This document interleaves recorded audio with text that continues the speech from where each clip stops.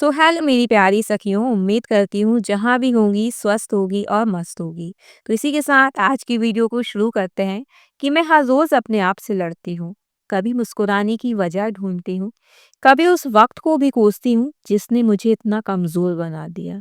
कहते हैं वक्त सब ठीक कर देता है, पर वक्त ने तो मुझे समझा दिया कि ठीक दिखने का मतलब हमेशा ठीक होना नहीं होता। कभी कभी लगता है काश वो दिन लौट आए जब मैं हंसती थी बिना किसी डर की, जब किसी की बात दिल पे नहीं लगती थी, जब मैं सच में मैं थी। अब तो हर सुबह ये सोच कर उठती हूँ कि आज भी लड़ना होगा खुद से, खुद के जज्बातों से, खुद की आदतों से।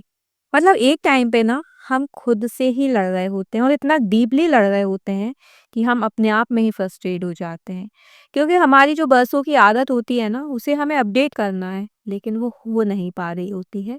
कोशिश हम करते हैं बट कंसिस्टेंसी वे में नहीं करते। हम बस चाहते हैं कि हम चेंज हो, हम अपने आप में कुछ इम्प्रूव करें, लेकिन बस वो हमारी सोच में रह जाता है, क्योंकि उसे हम कभी भी प्रैक्टिकली नहीं कर रहे होते हैं।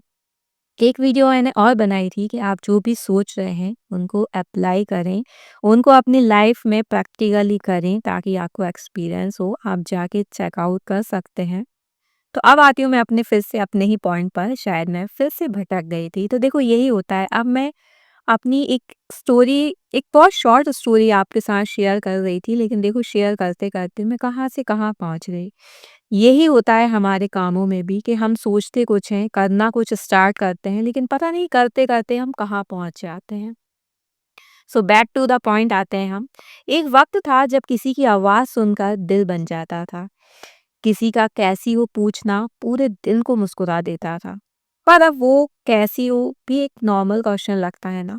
ये लगता है हाँ ठीक है ना, सामने वाला बस पूछ रहा है कैसी हो, तो ठीक हूँ, बट अंदर से ठीक नहीं हो ना। कभी किसी ने कहा था तुम बहुत खास हो और मैं उस बात पर यकीन कर बैठी, पर शायद वो सिर्फ एक पल के लिए सच्चा था। आज मैं समझ गई हूँ कि प्यार सिर्फ किसी और से नहीं, पहले खुद से करना पड़ता है।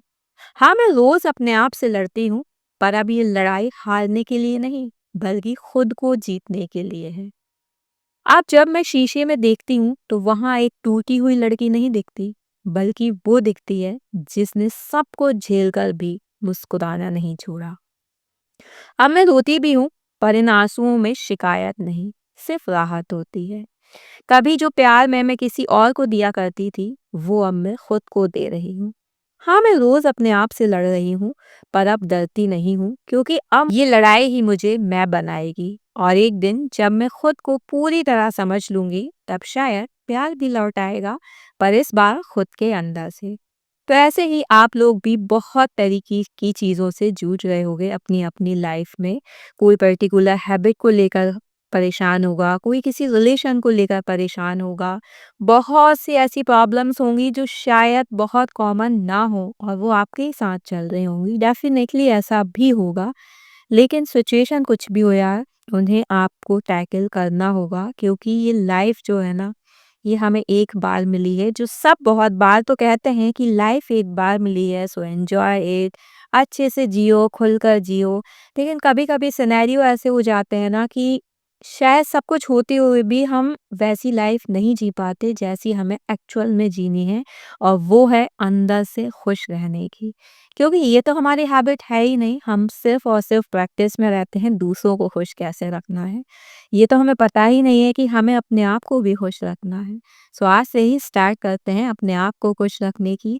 हम जैसा करेंगे डेफ़िनेटली हमारी आगे की जनरेशन भी वैसा ही करेगी।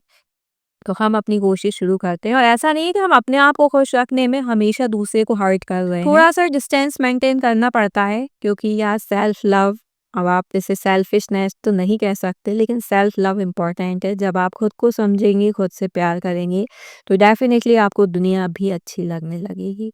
तो बस आज इसी टॉपिक के साथ इस वीडियो को करते हैं यहीं ख़त्म, और उम्मीद करती हूँ कि आपको ये वीडियो पसंद आएगी, और पसंद आएगी ना तो आप अपने फ्रेंड्स के साथ भी शेयर ज़रूर करेंगी। सो मिलते हैं अपनी नेक्स्ट वीडियो में, तब तक आप सब अपना ध्यान रखें। सो बाय बाय, टेक केयर।